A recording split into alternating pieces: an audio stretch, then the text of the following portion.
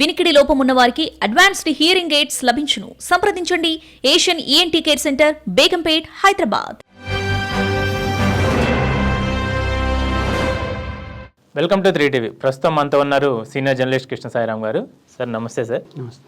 నిన్ననే AP budget release అయింది, భారీ బడ్జెట్ ప్రవేశపెట్టడం జరిగింది. సో వీటిపై మీరేమంటారు సార్? అసలు ఈ బడ్జెట్ ఎలా ఉందంటారు?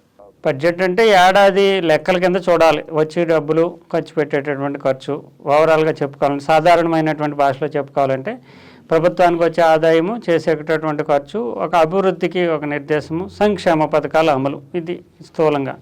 గతంలో లాగా బడ్జెట్ అంటే భవిష్యత్తుని ఉద్దేశించి భవిష్యత్ అభివృద్ధికి, ప్రగతికి కీలకమైనటువంటి పునాదులు వేసే స్థితిలో ఇప్పుడు రాష్ట్ర ప్రభుత్వాలు లేవు. 3,22,000 కోట్ల రూపాయల ఆంధ్రప్రదేశ్ బడ్జెట్. నిజానికి అంత ఆదాయం లేదు, అంత ఖర్చు చేసేటటువంటి సామర్థ్యం లేదు. అయినప్పటికీ కూడా ఒక రకంగా చెప్పాలంటే ఒక ఆశ, ఓప్తోటే బడ్జెట్లను ప్రవేశపెడుతున్నారు. 3,22,000 కోట్లు అనేది చాలా పెద్ద మొత్తము. ఏడాదికి బడ్జెట్ ప్రణాళికను పెంచుతూ ఉంటారు. గత ప్రభుత్వం కంటే మేము ఎక్కువ బడ్జెట్ ఖర్చు చేస్తున్నాం అని చూపించడానికి కానీ, లేదంటే ప్రజలకు ఎంత డబ్బు వివిధ శాఖల రూపంలో మేము ఖర్చు చేయబోతున్నామని చెప్పడానికి కానీ, వాస్తవిక అంచనాల కంటే కూడా దూరంగా ఒక అతిశయోక్తిగానే బడ్జెట్లు ప్రవేశపెట్టడం అనేది గడిచినటువంటి 10 ఏళ్ల కాలంలోని చూస్తూ ఉన్నాం. ఎందుకంటే రాష్ట్రాలు విడిపోయిన తర్వాత ఇది మరింత ఎక్కువైంది. ఈ 2 రాష్ట్రాలు విడిపోయిన తర్వాత 3,22,000 కోట్ల బడ్జెట్ తోటి ఆంధ్రప్రదేశ్ని చూడాలంటే నిజానికి అప్పు చేసి పప్పుకూడు అని చెప్పాలి. మంత్రే, బడ్జెట్ ప్రవేశపెట్టినటువంటి మంత్రే ప్రసంగంలో భాగంగానే ఒక విషయాన్ని చెప్పారు. ఏంటంటే, దేశంలో అప్పు తీసుకునే సామర్థ్యం లేని రాష్ట్రంగా, అంటే ఇంకా ఏమి మాత్రం రుణ సామర్థ్యం లేనటువంటి రాష్ట్రంగా ఇది మన ఆంధ్రప్రదేశ్ నిలుస్తోంది అన్నారు. అంటే 1 పైసా కూడా అప్పు తీసుకుంటే చెల్లించగల సామర్థ్యం లేనటువంటి రాష్ట్రంగా ఆంధ్రప్రదేశ్ని అఫీషియల్గానే మంత్రి అంగీకరించారు. అందులోని 3,22,000 కోట్ల బడ్జెట్లో 30% అంటే 3వ వంతు 1,00,000 కోట్లు అప్పు తెస్తే తప్ప దీన్ని అమలు చేయలేమని చెప్తున్నారు. అంటే ఇంకా అసలు బడ్జెట్ 3,22,000 కోట్లు ఏంటి అని చెప్పాలి. 1,00,000 కోట్లు ఎక్కడి నుంచి తెస్తారు ఈ ప్రణాళికను అమలు చేయాలంటే? వాళ్ళు చెప్తున్నది ఏంటంటే 80,000 కోట్లు బహిరంగ మార్కెట్లో రుణాల ద్వారా అప్పులకు తెస్తాము, 20,000 కోట్ల రూపాయలు కేంద్ర ప్రభుత్వం అప్పిస్తుంది, మరో 2,000 కోట్ల రూపాయలు ఇతర రూపాల్లో సమకూర్చుకుంటాము అని చెప్తున్నారు. అంటే ఈ బడ్జెట్ 3వ వంతు, అంటే వాస్తవం చెప్పాలంటే 2,00,000 కోట్ల రూపాయల మేరకు అమలు చేసేందుకు మాత్రమే అవకాశం ఉన్నటువంటి రాష్ట్ర ప్రభుత్వం 3,22,000 కోట్ల రూపాయలకి బడ్జెట్ని ప్రవేశపెట్టింది. ఇందులో ప్రతి రూపాయికి 30 పైసలు, 33 పైసలు అప్పు చేయాల్సిందే అని తెలుస్తోంది. మరి బడ్జెట్పై కూటమి ప్రభుత్వం హ్యాపీగానే ఉందంటారా? స్పందన ఎలా ఉందంటారు?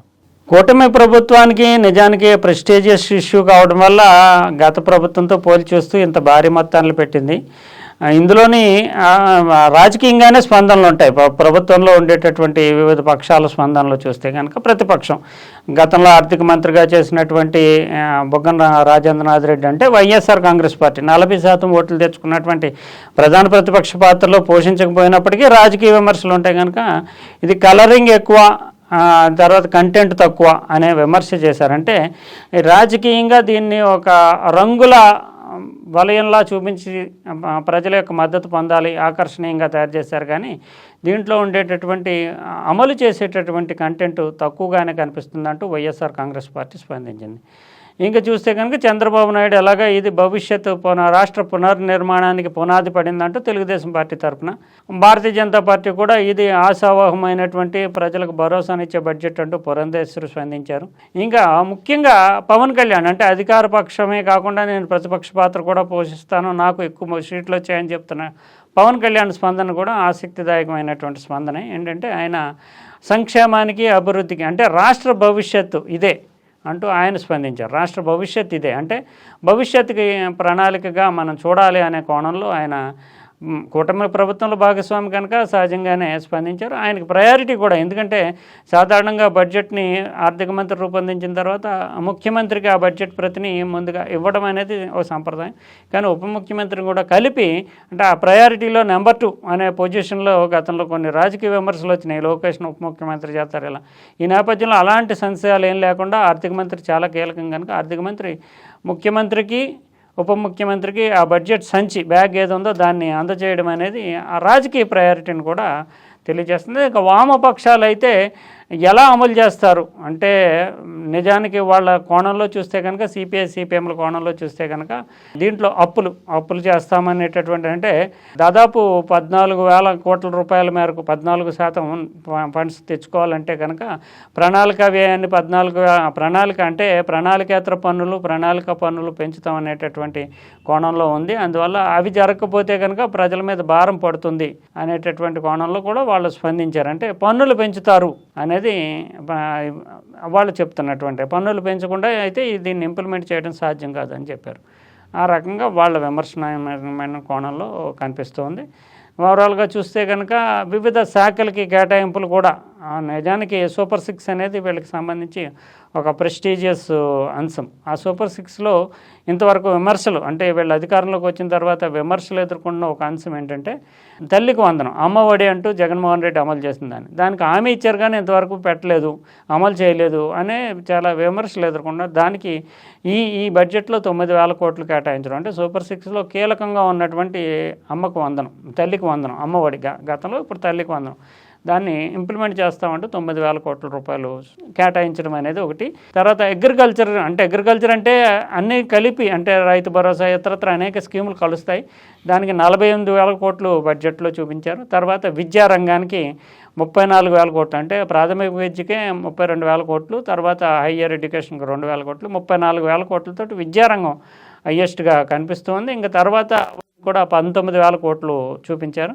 ఉప ముఖ్యమంత్రి ప్రాతినిధ్యం వహిస్తున్నటువంటి పంచాయతీరాజు తర్వాత స్థానాన్ని ఆక్రమించింది. 18,898 కోట్లు అంటే దాదాపు 19,000 కోట్లు పంచాయతీరాజ్ గ్రామీణాభివృద్ధికి కేటాయించారు. తర్వాత పోలవరం లాంటి ప్రాజెక్టులో ఉన్నటువంటి జలవనరుల శాఖకి 18,000 కోట్లు కేటాయించారు. ఈ రకంగా ప్రయారిటీస్ పరంగా చూస్తే కనుక చాలా అందంగా కనిపిస్తుంది. అయితే నిధులు ఎలా సమకూర్చుకుంటారు దీంట్లో అనేటటువంటిది ఒక కీలకమైన అంశం. తర్వాత 40,000 కోట్ల రూపాయలు అభివృద్ధి నిధి అంటే ప్రణాళిక వ్యయం కింద చూపిస్తున్నారు. మూలధన నిధి అంటున్నారు, మూలధన వ్యయం అంటున్నారు. అంటే ఇప్పుడు మూలధన వ్యయం అంటే సాధారణంగా ఈ డెవలప్మెంట్ వర్క్స్, రోడ్స్ ఇలా అంటే ఫ్యూచర్కి ఉపయోగపడేటటువంటి అభివృద్ధికి వినియోగించేటటువంటి ఖర్చుగా 40,000 కోట్లు చూపిస్తున్నారు. సాధారణంగా ప్రభుత్వాలు ప్రణాళికేతర వ్యయం అదే దాన్ని కంట్రోల్ చేయలేవు. అంటే జీతాలు, ఉద్యోగులు ఇలాంటివి ఎక్కువ ఉంటాయి కనుక వాటిని కంట్రోల్ చేయలేరు సంక్షేమ పథకాలు.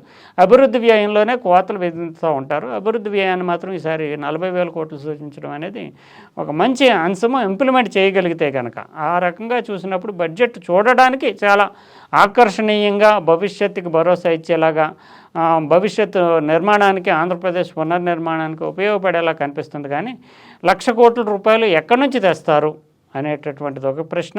తర్వాత పన్నులు భారం పెంచక తప్పనటువంటి పరిస్థితి ఒకటి. ఈ రెండింటిని సమాధానం చెప్పినప్పుడు మాత్రమే ఈ బడ్జెట్ ఆశావహంగా అమలు చేయడానికి ఆచరణాత్మకమైనటువంటి బడ్జెట్గా చెప్పచ్చు. ఇంకోటి కర్ణాటక ప్రభుత్వం అలాగే తెలంగాణ ప్రభుత్వం మహిళలకు ఉచిత బస్సు పథకం అందజేశారు. ఇప్పుడు ఏపీలో కూడా ఆ పథకం అమలు చేయాలని చెప్పి వీళ్ళు మేనిఫెస్టోలో చెప్పుకొచ్చారు. మరి అది కూడా ఈసారి బడ్జెట్లో అంటే అది నిజానికి ఇప్పుడు రాష్ట్ర ప్రభుత్వం అది నిజానికి మిగిలిన పథకాలతో పోల్చి చూస్తే కనుక ఉచిత బస్సు అనేటటువంటి పథకాన్ని అది హామీ ఇచ్చారు. కానీ మహిళలకు ప్రతి నెల డబ్బులు ఇస్తాం 2,500 అలాంటి పథకాలు. కానీ ఇప్పుడు ముఖ్యంగా ఈ బడ్జెట్లో చూస్తే కనుక తల్లికి వందనం అది చాలా ప్రెస్టీజియస్ ప్రాజెక్ట్. దానికి 9,000 కోట్లు కేటాయించడం అనేది పెద్ద విశేషంగానే చెప్పాలి. ఇక ఆర్టీసీ ఉచిత బస్సు లాంటి పథకాలకి రాష్ట్ర ప్రభుత్వం మీద నిజంగానే బర్డెన్ పడుతుంది. కానీ ఇప్పుడు అక్కడ చూస్తే ఏపీఎస్ఆర్టీసీ కూడా రాష్ట్ర ప్రభుత్వంలో కలిపేసుకున్నారు ఉద్యోగుల్ని గట్ట. అందువల్ల ప్రత్యేక కార్పొరేషన్గా ఉన్నప్పటికీ అందువల్ల ఇంకా అంటే విధి విధానాలు రూపొందించుకోవచ్చు. ఇక్కడ తెలంగాణలో ఏం చేశారంటే ఎక్కడి నుంచి ఎక్కడికి ప్రయాణించినా మహిళలు ఉచితమే అనడంతో ఆ పథకం దారి తప్పినటువంటి పరిస్థితి ఎంత భారం పడుతుంది. ఇంకా వాళ్ళకి గైడ్లైన్స్ రూపొందించుకుని ఆ జిల్లా పరిధిలో జిల్లాల పరిధిలో ఉచితం మహిళల కంటే కనుక అది పెద్ద భారం కానీ ఏమీ అవ్వకపోయే అవకాశం ఉంది. 2,000 కోట్ల రూపాయల లోపే అవుతుంది. గైడ్లైన్స్ రూపొందించుకోవాల్సి ఉంది. దాన్ని మాత్రం ఈ బడ్జెట్లో ప్రత్యేకంగా చూపించలేదు. ఆర్టీసీలో గైడ్లైన్స్లో భాగంగా వేరేగా కూడా రవాణా శాఖలో చూపించవచ్చు. అందువల్ల అది పెద్ద విశేషంగా చేయలేదు. తెలంగాణ, కర్ణాటక ఈ ఉచిత బస్సు పథకానికి ఒక షరతులు లేని ఉచిత బస్సు పథకం ఉండడంతో ఇబ్బందులు పడుతున్నాయి. అందువల్ల దాని మీద ప్రత్యేకంగా కసరత్తు చేయడానికి ఆ ప్రభుత్వం ప్రయత్నిస్తుందేమో తెలియదు. అందువల్లనే దాన్ని చూపించలేదు. కానీ తల్లికి వందనాన్ని మాత్రం బడ్జెట్లో చూపించారు. ఎందుకంటే లక్షల మంది విద్యార్థులు ఉంటారు. ముఖ్యంగా రంగాలకు కేటాయింపులు ఉన్నప్పటికీ ఉదాహరణకి విద్యారంగానికే 34,000 కోట్లు 32,000 కోట్లు ప్రాథమిక విద్యకు అన్నారు. దాంట్లో ఎక్కువ 95% జీతభత్యాలకి, ఉద్యోగుల జీతభత్యాలకే పోతాయి తప్ప ప్రత్యేకంగా కొత్తగా కళాశాలలు కట్టడానికి కానీ లేదంటే రిపేర్లు చేయించడానికి కానీ దానికి ఇన్ఫ్రాస్ట్రక్చర్ పెంచడానికి కానీ కేటాయించే మొత్తం చాలా నామమాత్రంగా ఉంటుంది. అంతా ఎక్కువ జీతభత్యాలకి లేదంటే సంక్షేమ పథకాలకి కేటాయింపులు తెచ్చిన దాంట్లో అప్పులు కట్టడానికి. ఇప్పుడు చూస్తే కనుక దీంట్లో ప్రతి పైసాకి దాదాపు సంక్షేమ పథకాలకు వెళ్ళేటటువంటి వాటా జీతభత్యాలకి కేటాయించేటటువంటి వాటాయే ఎక్కువ ఉంటుంది. అందువల్ల అది కొత్తగా వీళ్ళు ఏమీ చేయడానికి అవకాశం లేనటువంటి పరిస్థితిలోనే ఆంధ్రప్రదేశ్ ఉంది. రుణ సంక్షోభంలో ఉంది. రోజువారీ కార్యక్రమాలకు కూడా వాళ్ళు ప్రతినిత్యము ఎత్తుక్కోవాల్సినటువంటి పరిస్థితి ఉంది. అంటే 1,00,000 కోట్లకి ప్రతి నెల దాదాపు 8,000 నుంచి 8,500 కోట్ల రూపాయల మేరకు అప్పు చేస్తే మాత్రమే రాష్ట్రం ముందుకు నడిచే పరిస్థితిలో ఆంధ్రప్రదేశ్ ఉంది. అందువల్ల ఆశావహమైన కలర్ఫుల్ పిక్చర్గా మనకి బడ్జెట్ కనిపిస్తున్నప్పటికీ వనరుల సమీకరణ అనేది ప్రతి రోజువారీ పరీక్షగానే ఆ ప్రభుత్వానికి ఉండబోతుందని మనం చెప్పాలి. మరి ఇటు రాజధాని అమరావతి పరిస్థితి ఏంటి సార్? అలాగే పోలవరం ప్రాజెక్టు పరిస్థితి? పోలవరం ప్రాజెక్టుకి మాత్రం 6,000 కోట్ల రూపాయలు కేటాయించారు. పోలవరం మీద ఖర్చు చేసే ప్రతి పైసా కూడా కేంద్ర ప్రభుత్వం మళ్ళీ రీయింబర్స్ చేద్ది. అందువల్ల అది జలవనరులలో భాగంగా చూపించారు. అది మంచి పని. అమరావతి మీద కొన్ని విమర్శలు ఉన్నాయి, కొన్ని పాజిటివ్ అంశాలు ఉన్నాయి. ఎందుకంటే అమరావతి మీద గత ప్రభుత్వం వైఎస్ఆర్ కాంగ్రెస్ పార్టీ చెప్పింది ఏంటంటే 1,00,000 కోట్లు తెచ్చి అమరావతిలో పెడితే మిగిలిన ప్రాంతాల పరిస్థితి ఏంటి, అందువల్ల 3 రాజధానులు ఇదంతా అన్నారు. కానీ ఇప్పుడు అమరావతికి ఏమీ బడ్జెట్లో కేటాయించకపోయినప్పటికీ వరల్డ్ బ్యాంక్ నిధులు, ఆసియా డెవలప్మెంట్ బ్యాంక్ నిధులు, కేంద్ర ప్రభుత్వ సహకారము, ఇతరత్ర ప్రైవేట్ సంస్థల నుంచి ఫండ్స్ ఇవన్నీ ఇది సెల్ఫ్ ఫైనాన్స్ ప్రాజెక్ట్. అంటే ఇక్కడ 50,000 కోట్లు పెట్టినా 1,00,000 కోట్లు పెట్టినా ఇది స్వయం ఆధారితమైనటువంటి ప్రాజెక్టుగా రూపొందిస్తామంటూ నారాయణ చెప్పారు, మంత్రి నారాయణ. అంటే ఇక్కడ పెట్టే ప్రతి పైసా కూడా సెల్ఫ్ బేస్డ్గా, అంటే వరల్డ్ బ్యాంక్ అప్పు ఇచ్చింది, ఆ ప్రాజెక్టు రూపకల్పన చేసిన తర్వాత ఆ వరల్డ్ బ్యాంక్ ఆ ప్రాజెక్టు నుంచే వస్తాయి డబ్బులు. అలాగా ఇది అమరావతిని సెల్ఫ్ ఫైనాన్స్గా దాని మీద అది ఆధారపడేటటువంటి ఒక అభివృద్ధిదాయకమైనటువంటి నగరంగా రూపకల్పన చేస్తున్నారు. అందువల్ల ఈ బడ్జెట్లో రాష్ట్ర ప్రభుత్వం దీని మీద కేటాయించేటటువంటి మొత్తం ఏంటో రాష్ట్ర ప్రభుత్వం ఫెసిలిటేటర్గా, అంటే ఈ ప్రాజెక్టును ముందుకు తీసుకెళ్లేటటువంటి అనుసంధాన పాత్ర పోషిస్తుంది తప్ప దానికి రాష్ట్ర ప్రభుత్వం నుంచి ప్రత్యేకమైనటువంటి నిధులు ఏమి కేటాయించరు. అందువల్ల దీన్ని ఇతర ప్రాంతాలు కూడా అమరావతిని విమర్శించడానికి కూడా లేనటువంటి పరిస్థితిని రాజకీయంగా కూడా చాలా జాగ్రత్త తీసుకున్నారు. So self sustained, self development project, self financing project. అందువల్ల అమరావతి ప్రాజెక్టుగా అవసరమయ్యే నిధులన్నింటిని కూడా అమరావతి సమకూర్చుకుంటుంది. అమరావతి ఆ అప్పులను కూడా తీరుస్తుంది. అంటే అక్కడ అభివృద్ధి అయిన తర్వాత వచ్చేటటువంటి వనరుల నుంచి తీరుస్తుంది అనే ఆధారంగా స్వయంచోదితమైనటువంటి సెల్ఫ్ ఎనర్జైజ్డ్ అయినటువంటి ప్రాజెక్టుగా దాన్ని చూపించాలని ప్రయత్నం చేస్తున్నాం. ఆ రకంగా అది ఒక మోడల్ సిటీగానే మనం చూడాల్సి ఉంటుంది.